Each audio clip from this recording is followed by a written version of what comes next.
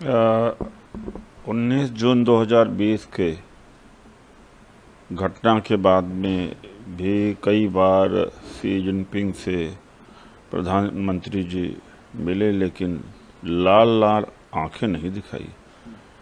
ये पूछा नहीं कि जो हमारे 22 जवान शहीद हुए थे और इसके अलावा भी तमाम सीमा के ऊपर उनका अतिक्रमण चल रहा है, क्यों हो रहा है, इससे चीन क्यों नहीं बाज आ रहा है। जब सत्ता में नहीं थे तब तो कहते थे कि चीन को लाल लाल आंख दिखाना चाहिए। ये मेरा ख्याल है कि 20वां बार मुलाकात होगी प्रधानमंत्री जी की, और यहाँ बीजेपी के प्रवक्ता लोग कहते हैं कि कांग्रेस चाइना परस्त है, लेकिन व्यवहार में देखा जाए इसके बिल्कुल विपरीत है। ट्रेड सबसे ज़्यादा बढ़ा है मोदी जी के समय में, चाइना से इंपोर्ट बहुत भारी बढ़ गया है, तो इसको दोस्ती कहा जाए। और दूसरी बात है कि अरुणाचल प्रदेश, देशपांग और जो 65 पेट्रोलिंग पॉइंट थे जिसमें 26 पर तो भारत की सेना जाना बंद कर दिया है। फिंगर 4 से लेकर फिंगर 8 जो लद्दाख में है पेट्रोलिंग भारत की सेना करती थी, बंद हुआ है। और जननायक राहुल गांधी जी अभी लेह लद्दाख का दौरा कर रहे हैं। वहाँ पर चश्मदीद लोगों ने बताया कि जहाँ हमारे पशु चराए जाते थे वहाँ पर रोक लग गई है। ये सवाल मोदी जी उठाएंगे वहाँ पर जोहानिसबर्ग में? ये है हिम्मत इनको उठाने की? हम तो मोदी जी के साथ खड़े हैं, कांग्रेस खड़ी है, लेकिन उठाएं। दूसरी बात यह है कि ये नकारने की कोशिश करते रहते हैं कि कुछ हुआ ही नहीं, तो ऑल पार्टी डेलीगेशन बना करके चलते हैं, देखते हैं कि नहीं हुआ, उस पर भी पीछे हट जाते हैं, कुछ बोलते नहीं। सर, दिल्ली में दिल्ली पुलिस उन्हें मिलने नहीं दे रही, नाबालिग से और पूछताछ नहीं करने दे रही। दूसरी चीज़, महिला जो थी उसको जुडिशियल कस्टडी में भेज दिया गया है। इस पूरी घटना को और अभी तक की कार्रवाई को वापस ले कि महिला आयोग में बैठा हुआ अधिकारी अगर संवेदनशील नहीं हो पाया तो यह एक झलकता है कि किस तरह के लोगों की नियुक्ति महिला आयोग में हुई है।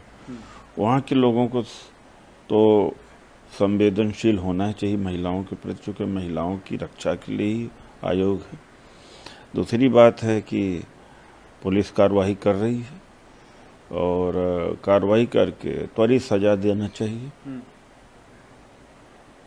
सर, महाराष्ट्र सदस्य चल रहा है, इस दौरान उन्होंने ये कहा कि यदि आप खर्च वहन नहीं कर सकते हैं तो आप प्याज का सेवन बंद कर दें। एक जो एक्सपोर्ट के ऊपर प्रतिबंध, यानी एक्सपोर्ट को डिस्करेज करना कि ताकि 2024 के चुनाव में महंगाई न बढ़े, तो अभी सब कुछ कयावत केवल 2024 के चुनाव को देखते हुए हो रहा है। बाकी आर्थिक रूप से भारत बिल्कुल खोखला कर चुके हैं लोग। तो जैसे 40% का टैक्स लगाना, एक्सपोर्ट ड्यूटी लगाना प्याज के ऊपर, और दलहन जो आएगा उसके ऊपर कम से कम टैक्स लगाना, तो सारा ये सरकार जुटी हुई है इस बात को लेकर के कि 2024 कितनी तरीके से निकल जाए, किसान बर्बाद हो जाए, महंगाई कितना बड़ी हो जाए। लेकिन अंदर से बहुत विस्फोटक स्थिति है और लाखों करोड़ चाहिए। जो प्रोजेक्ट अभी अंडर कंस्ट्रक्शन है वो उसकी हालत, और लगभग 155 लाख करोड़ का कर्ज है भारत के ऊपर। कर्ज बढ़ता ही जा रहा है, राज्य सरकारें कर्ज के बोझ पर दबती जा रही। तेल की कमाई से विशेष रूप से नॉन टैक्स कहा जा सकता है, तो उससे काफ़ी कुछ निचोड़ा जा रहा है जनता को। तो पूरी अर्थव्यवस्था इनकी ध्वस्त हो चुकी है, महंगाई बेतहाशा बढ़ गई है, इनके संभले नहीं संभल रहा, केवल भाषणों में है, वरना अंदर से अर्थव्यवस्था बिल्कुल समाप्त हो चुकी है, ख़त्म हो चुका है। सर कि मैं योगी और सन्यासियों का पैर छूता हूँ, उनका आशीर्वाद लेता हूँ, चाहे वो मुझसे उम्र में बड़े हों या छोटे हों।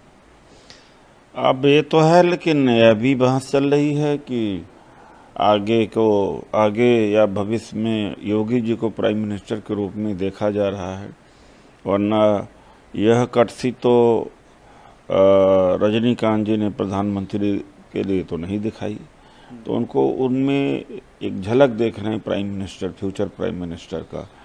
यह गलियारों में चर्चा हो रही है। सर में एक नई शिक्षा नीति तैयार करेंगे। बिल्कुल करना भी चाहिए। जिस तरह से शिक्षा का इन्होंने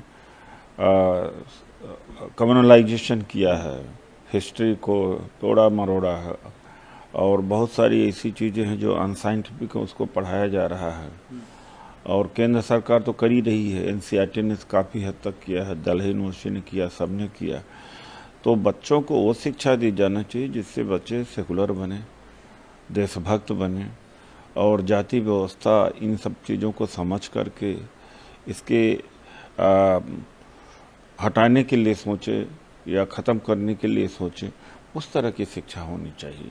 सर पश्चिम बंगाल में मुख्यमंत्री ने अब इसमें तो कोई बात रही नहीं है, पुजारियों को भी किया है, मौलवियों को किया है, तो इसमें किसी को एतराज़ तो होना नहीं चाहिए, क्योंकि किसी एक विशेष धर्म के लोगों को नहीं किया है। सर उन्होंने डाली है, और वो है कि असम में एक से ज़्यादा जो लोग शादियां करते हैं उनको ख़त्म करने का प्रस्ताव को लेकर उनकी अलग अलग राय मांगी है लोगों से। उनका काम ही यही है कि ऐसे मुद्दे को छेड़ करके हमेशा रखते हैं। कभी रोहिंग्या मुसलमान का कहते हैं कि अतिक्रमण हो गया है, कभी मुस्लिम पॉपुलेशन के बारे में, कभी मदरसा में मदरसों से जहादी निकलते हैं उसकी बात करते हैं, और कभी मतलब कॉन्स्पिरेसी, तमाम तरह की कॉन्स्पिरेसी की बात करते हैं, हिंदू मुस्लिम की बात करते हैं। वो कुल मिलाकर वो ऐसे मुख्यमंत्री बन गए हैं कि जो इन्हीं सारे कामों में लगे रहते हैं। मुझे तो नहीं लगता कि असम के विकास के लिए कुछ कर पा रहे होंगे वो।